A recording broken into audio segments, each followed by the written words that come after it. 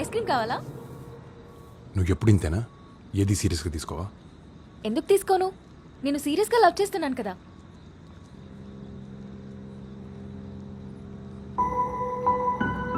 నీకు అర్థం కావట్లేదా?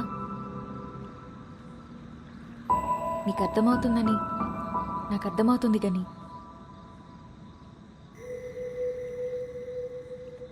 మరేంటి ప్రాబ్లం? నాకు ఇష్టం లేదు. ఇష్టం లేదా? మాయా నువ్వు చాలా స్పెషల్. నీ అల్లరి, నీ మాటలు అన్నీ కొంతమందితో ఉంటే ప్రపంచమే మర్చిపోవచ్చు అంటారు.